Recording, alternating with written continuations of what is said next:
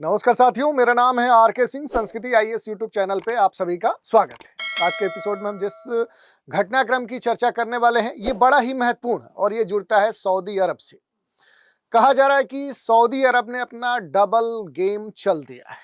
क्या उसकी ये मजबूरी है या सिर्फ ढोंग है? तो इसी विषय की चर्चा करेंगे और इससे जुड़े हुए जो भी अहम पहलू हैं उन पर बात करेंगे। सबसे पहले हम घटनाक्रम की चर्चा करेंगे क्योंकि ईरान की पीठ में छुरा घोंप रहा सऊदी अरब। ये बात कही जा रही है कि एक तरफ दोस्ती का ढोंग कर रहा है, दूसरी तरफ ट्रंप के साथ मिलकर खेल रहा है डबल गेम। क्योंकि यही इस समय देखें तो सऊदी अरब के साथ यहां पर हो रहा है। रियाद का जो विरोधाभास है ये अब खुलकर दुनिया के सामने आ चुका है। ईरान अमेरिका के संदर्भ में देखें तो एक त्रिकोण में सऊदी अरब की जो रणनीतिक हेजिंग है वो सामने आ चुकी है। शांति की बातें या फिर युद्ध की तैयारी, ये मुद्दा चर्चा में है। चर्चा में इसलिए भी है क्योंकि सऊदी अरब का जो दोहरा रुख है वो सबके सामने आ चुका है। मिडिल ईस्ट में देखेंगे तो ईरान को लेकर बढ़ते तनाव के बीच में जो सऊदी अरब है ये दो अलग अलग रास्तों पर चलता हुआ दिख रहा है। एक तो सार्वजनिक रूप से देखेंगे, पब्लिकली क्या है, शांति कूटनीतिक और ईरान की जो संप्रभुता है उसका पुरजोर ये समर्थन कर रहा है। तो निजी मंचों पर आप देखेंगे प्राइवेटली क्या करा कि अमेरिका में बंद कमरों में ईरान के खिलाफ सख्त जो सैन्य कार्रवाई है उसको भी सपोर्ट कर रहा है।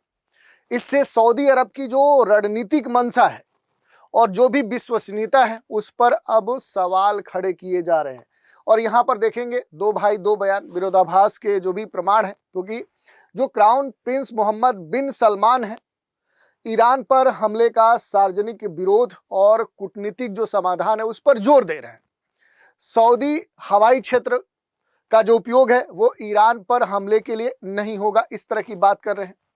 रक्षा मंत्री जो खालिद बिन सलमान है ये ट्रंप प्रशासन के साथ सैन्य जो विकल्प हैं उन पर चर्चा कर रहे हैं। तो अगर अमेरिका हमला नहीं करता है तो ईरान मजबूत होगा। तो यही बात यहाँ पर चर्चा में देखने को मिल रही है कि क्राउन प्रिंस मोहम्मद बिन सलमान और दूसरी तरफ देखेंगे तो रक्षा मंत्री जो खालिद बिन सलमान है, ये दोनों भाई हैं। और ये जो विरोधाभास है कि एक भाई दूसरी बात कर रहा है, दूसरा भाई दूसरी बात कर रहा है, ये कोई गलत नहीं है, या कह सकते हैं कि ये विरोधाभास गलती से नहीं हो रहा है, बल्कि ये सोची समझी एक रणनीति के तहत चला गया एक गेम प्लान है। और इसी कारण से कहा जा रहा है कि जो सऊदी अरब है वो डबल गेम खेल रहा है। क्योंकि सऊदी जो क्राउन प्रिंस मोहम्मद बिन सलमान है उन्होंने ईरान पर हमले का सार्वजनिक विरोध किया, सऊदी हवाई क्षेत्र के उपयोग से इनकार किया, कूटनीतिक समाधान पर जोर दिया। वहीं सऊदी रक्षा मंत्री खालिद बिन जो सलमान है उन्होंने अमेरिका में बंद कमरों में बैठकें करना शुरू किया और ये कहा कि अगर अमेरिका हमला नहीं करता तो ईरान और मजबूत होगा। ट्रंप प्रशासन के साथ संभावित जो सैन्य विकल्प हैं उन पर चर्चा कर रहा है। तो दोनों जो भाई हैं ये सगे भाई हैं, जिससे ये बयान और भी महत्वपूर्ण हो जाता है कि ऐसे ही ये बयान नहीं दिए जा रहे बल्कि सोची समझी साजिश के तहत ये बातें की जा रही हैं। और ये अब सार्वजनिक स्तर पे डिप्लोमेसी गेम खेला जा रहा है, जिसमें आप देख सकते हैं कि जिम्मेदार क्षेत्रीय जो शक्ति है उसकी जो छवि है वो अब महत्वपूर्ण होती जा रही है। क्योंकि शांति का जो संदेश है, उच्च स्तरीय जो संवाद है या हवाई क्षेत्र की जो सुरक्षा है, इसको लेकर दिए गए जो बयान है ये विरोधाभास यहाँ पर दर्शा रहे हैं। लेकिन यहाँ पर सबसे खास बात क्या है कि जो निजी यथार्थ है उसमें अगर आप देखेंगे तो एक सॉफ्ट पॉलिटिक्स के बजाय हार्ड जो पॉलिटिक्स है वो खेला जा रहा है। बंद कमरे की जो बैठकें हो रही हैं उसमें आप देख सकते हैं कि बातें कुछ कही जा रही हैं, ईरान के डर की बात की जा रही है, राजनीतिक गणना की बात की जा रही है। तो ये जो विरोधाभास है अब ये सामान्य तक सीमित नहीं है। इसके अलावा अगर देखेंगे सऊदी के जो भी दो चेहरे की बात कही जा रही है कि आखिर इस तरह के दो चेहरे दिखाने के पीछे आखिर कारण क्या है। तो सऊदी अरब नहीं चाहता है कि अमेरिका पर रणनीतिक निर्भरता या फिर घरेलू जो सुरक्षा चिंता है, कूटनीतिक जो छवि बनाम वास्तविक हित है, उसको ध्यान में रखते हुए इस तरह की कवायद चल रही है। क्षेत्रीय जो शक्ति संतुलन है कि सऊदी अरब का जो मुख्य डर है वो ईरान का जो निर्विवाद क्षेत्रीय शक्ति के रूप में बनना है, वो कहीं ना कहीं सऊदी अरब को खल रहा है। और इसी के संदर्भ में आप देखेंगे कि जो भी ईरान है यहाँ पर शिया जो प्रभाव है उसका जो विस्तार है वो इराक, सीरिया, लेबनान और यमन तक है। दूसरी तरफ देखिए जो सऊदी अरब है और परमाणु और सैन्य जो क्षमता है इसका जो बैलेंस है ये कहीं ना कहीं देखें तो सऊदी अरब को डरा रहा है। दूसरा जो कारण है यहाँ पर हमने बताया कि सुरक्षा और अमेरिका की जो निर्भरता है, क्योंकि घरेलू जो सुरक्षा चिंताएं हैं, मिसाइल खतरे की बात कही जा रही है, ईरान का जो बैलिस्टिक क्षमता है, प्रॉक्सी जो नेटवर्क है, हिजबुल्लाह, हूती जैसे बड़े आतंकवादी जो संगठन है वो है, इंफ्रास्ट्रक्चर के स्तर पर तेल जो संयंत्र है उन पर हमले का डर है। तो रणनीतिक जो निर्भरता है जिसमें सुरक्षा, हथियार, खुफिया जानकारी के लिए अमेरिका जो आवश्यक की बात कही जा रही है, या जो ट्रंप प्रशासन है उसकी बढ़ती जो सैन्य तैनाती है उसके साथ तालमेल की जो जरूरत है वो यहाँ पर बताई जा रही है। तो इस तरह का जो पूरा मामला है वो यहाँ पर देखने को मिल रहा है। अब बात करें कि आखिर खाड़ी देश क्या सोच रहे हैं। खाड़ी देशों के कई अधिकारी ये मानते हैं कि ये जो तनाव है ये गंभीर स्थिति उत्पन्न कर रहा है।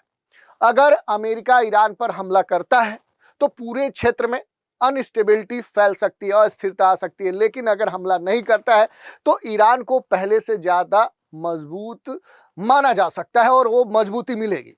सऊदी अरब इस पूरे समीकरण में सबसे ज्यादा सतर्क, अलर्ट नजर आ रहा है। वो ईरान से सीधे टकराव से बचना चाहता है, लेकिन इसके साथ ही ये भी कह सकते हैं कि ये भी नहीं चाहता है कि ईरान क्षेत्रीय ताकत के रूप में मजबूत हो, उभरे।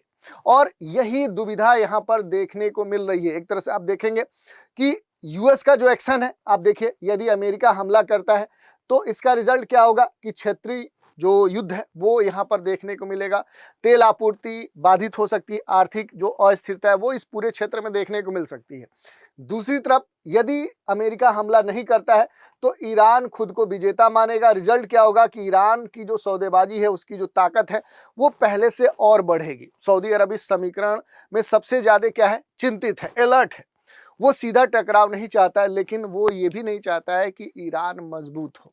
और यही यहाँ पर देख सकते हैं कि खाड़ी देशों की दुविधा खुलकर सामने आती है, क्योंकि खाड़ी क्षेत्र के कई सारे देश अधिकारी ये मानते हैं कि जो हालात है वो सामान्य नहीं है। कैच 22 का मतलब जो यहाँ पर कहा गया है कि ऐसी दुविधा जिसमें हर विकल्प नुकसानदेह हो और कोई भी सही रास्ता न बचे, इस तरह की स्थिति यहाँ पर देखने को मिल रही है कि अगर हमला हुआ तो क्षेत्रीय युद्ध होगा, तेल आपूर्ति बाधित होगी, आर्थिक अस्थिरता देखने को मिलेगी।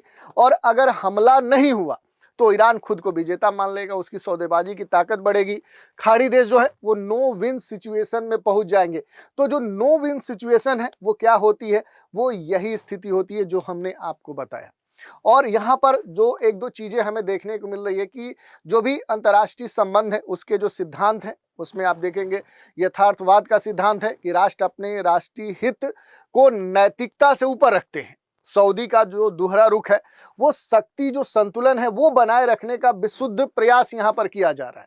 वहीं जो रणनीतिक हेजिंग की बात की जा रही है कि भविष्य की जो अनिश्चितता है, अनसर्टेनिटी है, उसके लिए तैयारी करना। सऊदी अरब किसी एक परिणाम पर निर्भर नहीं है, वो शांति की बात तो कर रहा है लेकिन युद्ध की जो तैयारी है वो भी सुनिश्चित कर रहा है। तो इस तरह की स्थिति इस पूरे घटनाक्रम में देखने को मिल रही है।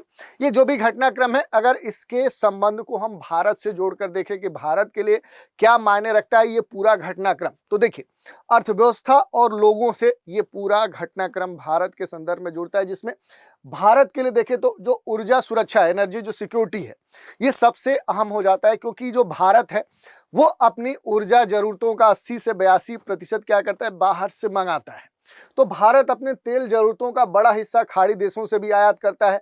और अगर इस क्षेत्र में तनाव बढ़ा तो तेल की कीमतें क्या हो जाएंगी, वो काफी ऊपर चली जाएंगी, बढ़ जाएंगी। और इसका जो सीधा असर होगा वो भारत की अर्थव्यवस्था के ऊपर भी देखने को मिलेगा। भारतीय जो प्रवासी हैं उनके संदर्भ में देखें तो खाड़ी देश में 80 लाख से अधिक भारतीय रहते हैं। और अगर खाड़ी में युद्ध की स्थिति बनती है तो उनकी जो सुरक्षा है, जो उनकी संभावित निकासी है, वो भारत के लिए एक बड़ी चुनौती होगी। उसके अलावा देखें तो एक बड़ी जो राशि और रेमिटेंस के तौर पे वो भारत में भेजते हैं, वो भी क्या होगा, वो भी रुक जाएगा। भारत के लिए ओवरऑल अगर हम कूटनीतिक दृष्टिकोण से निहितार्थ की बात करें तो देखिए यहाँ पर भारत है। और भारत का सबसे खास बात क्या है कि ईरान में भारत जो है वो चाबहार जो प्रोजेक्ट है वो संचालित कर रहा है। सऊदी और यूएई से जो रणनीतिक साझेदारी है वो भी भारत की है, तो इनके साथ भी भारत के संबंध में कह सकते हैं कि मधुर है। किसी एक पक्ष का जो भारत है वो खुलकर समर्थन नहीं कर सकता, चाहे वो ईरान हो, चाहे वो सऊदी अरब हो या अन्य हो। लेकिन यहाँ पर वैश्विक जो साउथ की राजनीति है कि भारत शांति, संवाद और बहुध्रुवी जो विश्व व्यवस्था है उसका समर्थक है, और पश्चिम एशिया में जो स्थिरता है वो भारत के हित में है। तो इस कारण से देखें तो भारत के लिए जो स्थिति है वो बड़ी ही एक गंभीर चुनौती वाली हो चुकी है। ओवरऑल अगर हम कंक्लूजन निकालें तो कह सकते हैं कि यहाँ पर क्या है कि एक तरफ सार्वजनिक जो कूटनीति है, निजी रणनीति है, तो इसमें भी क्या है, स्थिरता और संप्रभुता का दिखावा देखने को मिल रहा है। ईरान के उभार को रोकने के लिए देखें तो एक जो कह सकते हैं शक्ति है उसका उपयोग यहाँ पर देखने को मिल रहा है। सऊदी अरब की जो नीति है वो पश्चिम एशिया की जटिलता और वास्तविकता को दर्शाती है। ये जो प्रकरण है ये इस बात को कहीं न कहीं यहाँ पर उल्लेखित करता है कि अंतर्राष्ट्रीय राजनीति में नेताओं की जो घोषणाएं हैं ये काफ़ी महत्वपूर्ण होती है, और जो भी रणनीतिक इंडिकेशन होते हैं, स्ट्रेटजिक जो सिग्नल्स होते हैं वो मायने रखते हैं। और इस कारण से देखें तो इस पूरे क्षेत्र की जो स्थिति है ये कहीं न कहीं आने वाले समय में फिर से तनावपूर्ण होने वाली है, और इसका जो प्रभाव है वो पूरी दुनिया के साथ भारत के ऊपर भी देखने को मिल सकता है। तो ये पूरा टॉपिक था जिस पर हमने बात की। इस पर बहुत तरह के प्रश्न भी आपसे पूछे जा सकते हैं, जैसे एक मेंस का प्रश्न हम लेते हैं। ईरान संकट के संदर्भ में सऊदी अरब का जो दोहरा रुख है ये पश्चिम एशिया में शक्ति संतुलन की राजनीति को कैसे दर्शाता है? भारत के हितों के संदर्भ में विश्लेषण कीजिए। तो इस तरह के प्रश्न इस पर मेंस के पूछे जा सकते हैं, क्योंकि ये आईआर से जुड़ा हुआ महत्वपूर्ण टॉपिक है। पेपर 3 में देखेंगे, इंटरनेशनल जो इकोनॉमी है उससे जुड़ा हुआ टॉपिक है। इस पर ऑब्जेक्टिव भी प्रश्न पूछे जा सकते हैं, जैसे हाल ही में चर्चा में रहे सऊदी अरब के दोहरे रुख का मुख्य कारण क्या है? घरेलू राजनीति जो भी अस्थिरता है, या क्षेत्रीय शक्ति संतुलन बनाए रखना है, संयुक्त राष्ट्र का जो दबाव है, या फिर यूरोपीय जो संघ है उसके साथ जो भी व्यापार से जुड़े हुए विवाद हैं वो हैं। तो ये पूरा मुद्दा था जिस पर हमने बात कर लिया कि आखिर सऊदी अरब डबल गेम क्या खेल रहा है, किसके साथ खेल रहा है, उसके पीछे क्या उसकी मंशा है, इसके प्रभाव क्या हो सकते हैं, चाहे वो पश्चिम एशिया की बात करें, चाहे वो भारत की बात करें, चाहे दुनिया की बात करें। तो इन मुद्दों पर हमने अपनी बात रखी। तो आज के एपिसोड में इतना ही। आप सभी हमारे साथ बने रहे, इसके लिए धन्यवाद।